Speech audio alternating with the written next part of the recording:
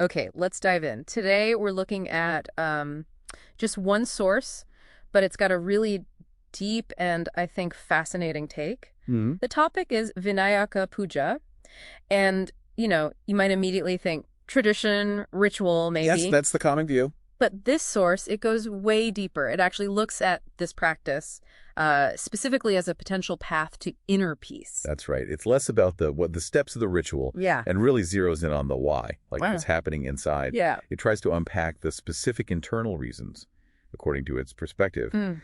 that could make doing this puja actually lead to, psychological or emotional calm. So our mission for this deep dive is really to get into those reasons the source lays out. Exactly. Mm. And it does offer some pretty surprising insights, suggesting how these sort of external actions connect to our internal state. Right. The source seems to frame Vinayaka Puja not just as like something people do, but as a deliberate spiritual process. Yeah, aims squarely purifying the mind, bringing serenity. That's the goal it highlights. And it emphasizes, doesn't it, that just going through the motions isn't the point. No, absolutely not.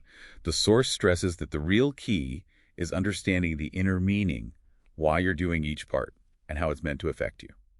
Okay, so it's about conscious engagement. Precisely. And the source breaks this down. It identifies several key ways this internal shift can happen. The first one it points to is focus, concentration. Okay, focus. How does that work in the context of the puja? Well, think about the actions involved, right? You've got the chanting, maybe specific mantras, Mm-hmm. carefully offering flowers or perhaps other items. There's the flame, the lamp, presenting food offerings. Lots of specific actions. Exactly. And the source argues that doing these things mindfully really demands your attention. It forces you in a gentle way to concentrate your focus. Right, instead of being scattered all over the place mentally. Spot on.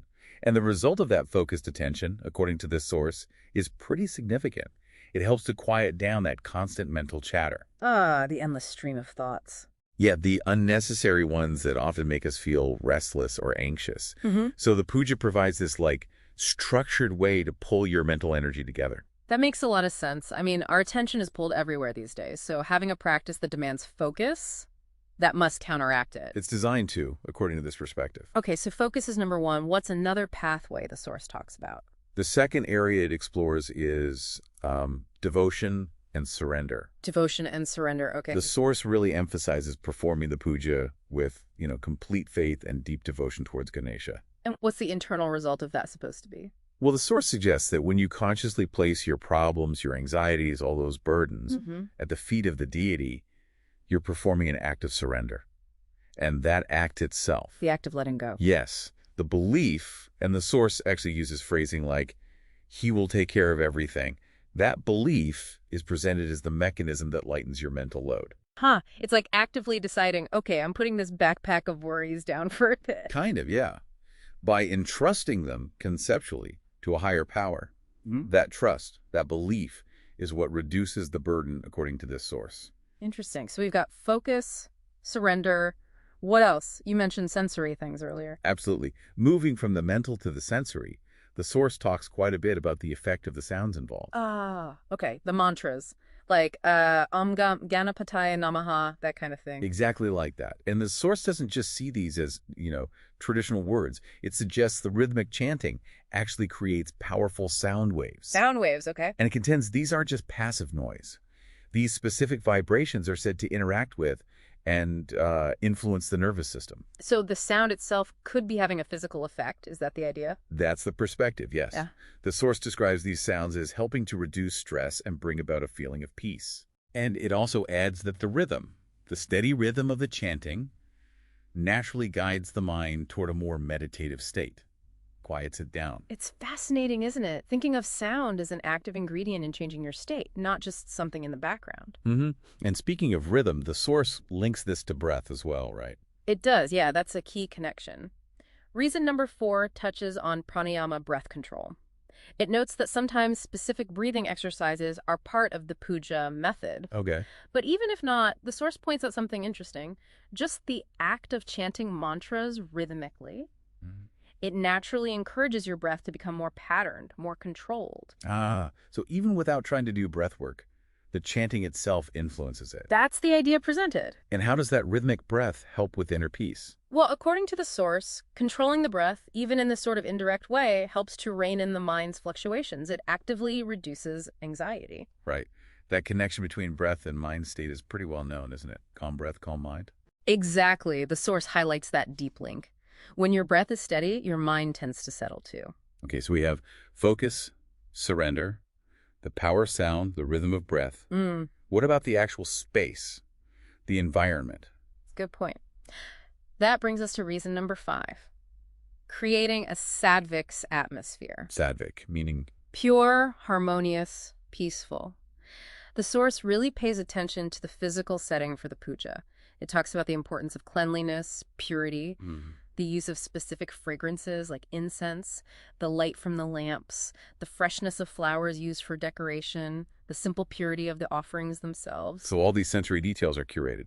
Exactly. And what the source argues is that all these elements working together create this Sattvic environment. Yeah. And this positive energy, this atmosphere generated by the clean space, the scents, the light, the offerings, it's said to have a real, tangible, beneficial effect on your mind. So the space itself makes it easier to feel calm and centered. That's the claim. It's like consciously setting the stage environmentally for a specific internal state. Makes sense. Now, shifting gears a bit. The source also talks about the philosophy, right? The symbolism of Ganesha himself. Absolutely. That's reason number 6, and it's a big one.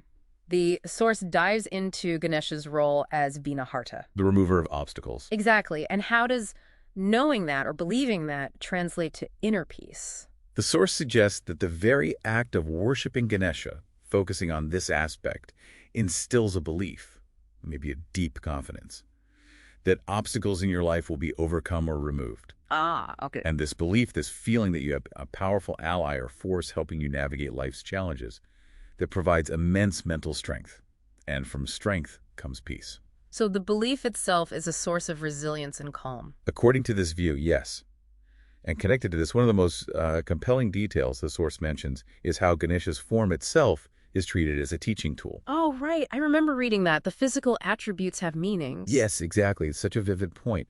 The source explains, for example, that Ganesha's large ears are there to remind you to listen more, listen well, his small mouth, to speak less.